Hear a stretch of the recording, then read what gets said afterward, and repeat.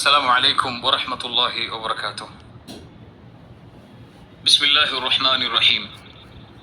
என் வாழ்வின் இரண்டாவது முறை மார்க்க பணியின் தொடர்புக்காக இல்லாமல் மனவழிகளோடு நடக்கின்ற குழப்பங்களை மனதில் கொண்டு என்னை சுற்றி இருக்கின்ற விமர்சனங்களுக்கு பொது வழியில் நான் பதில் கூற கடமை இருப்பதை உணர்ந்து இந்த பதிவை இறைவனை சாட்சியாக கொண்டு வெளியிடுகின்றேன்.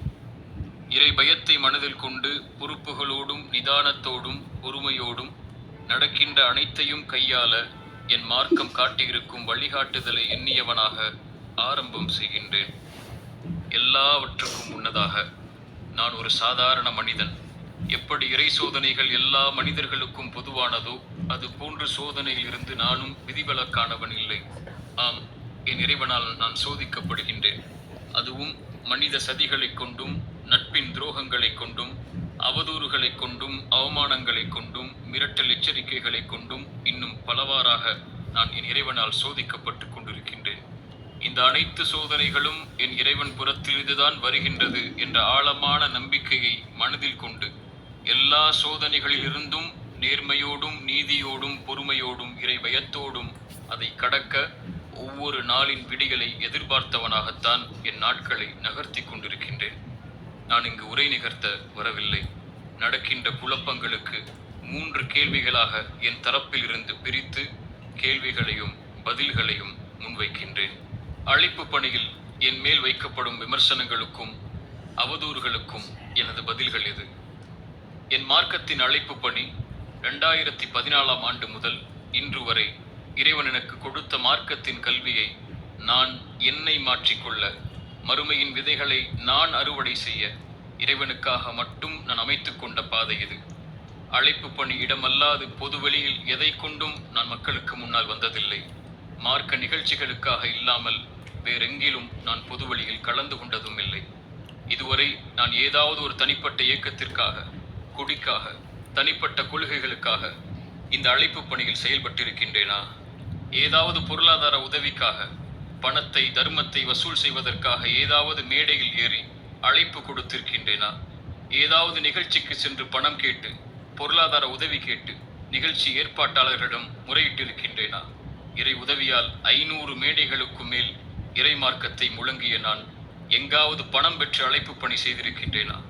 வாகன செலவு, தங்கும் செலவு என்று எதற்காவது யாரிடமாவது பணம் பெற்றிருக்கின்றேனா? அழைப்பு பணியின் வீடியோக்களை யூடியூப் சோசியல் மீடியாக்களில் பதிவு செய்து அதன் மூலமாக ₹1 நான் பெற்றிருப்பேனா?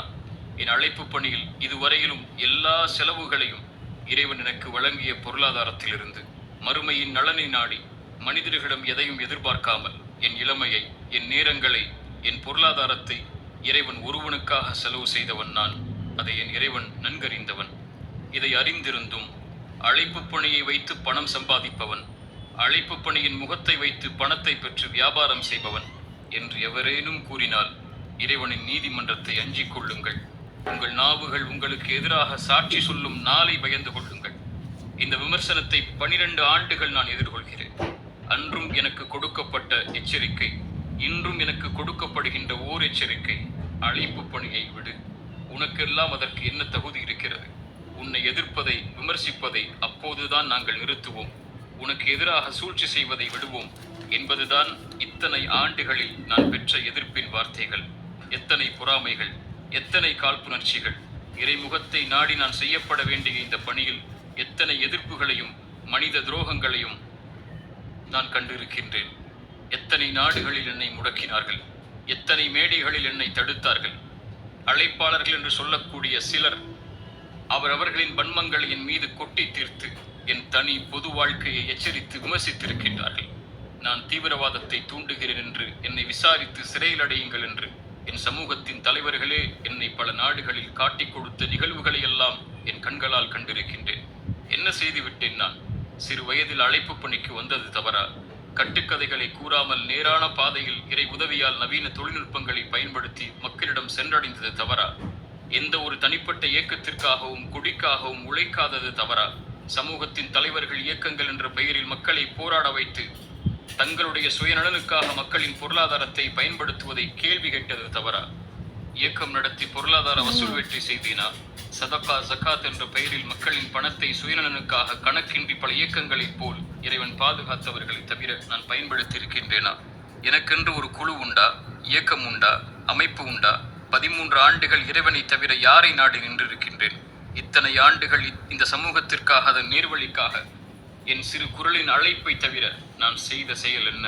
இந்த அழைப்பு பணியின் பாதையில் எத்தனை மிரட்டல்கள், சதிகள் இதுவரை. எங்காவது, எந்த மேடையிலாவது யாரின் கண்ணியத்தையாவது குறைத்து பேசி இருக்கின்றேனா? எந்த இயக்கத்தையாவது தனிப்பட்ட முறையில் சாடி இருக்கின்றேனா? யாரின் புகழுக்காகவோ இகழுக்காகவோ உழைத்திருக்கின்றேனா? எங்காவது மார்க்க மேடைகளை என் சுயநலனுக்காக பயன்படுத்தி இருக்கின்றேனா? இப்படி இறைவனுக்காக, இறைவனுடைய முகத்தை நாடி செயல்பட்ட எனக்கு ஏன் இத்தனை விமர்சனங்கள் இந்த அழைப்பு பணியில் மட்டும்? இது இறைவனால் வழங்கப்பட்ட பாதை. இதில் மிரட்டல், அவதூறுகள், எச்சரிக்கைகள் எதை கொண்டும் என்னை தடுத்து விடலாம் என்று யாராவது நினைத்தால், என் இறைவன் என்னோடு இருக்கும் வரை, என் உயிர் என்னோடு இருக்கும் வரை அது நடக்காது. எவரும் என்னை தடுத்து விடவும் முடியாது. என் இறைவனுக்காக இந்த குரல் என் இறுதி மூச்சு வரை ஒலித்துக் கொண்டே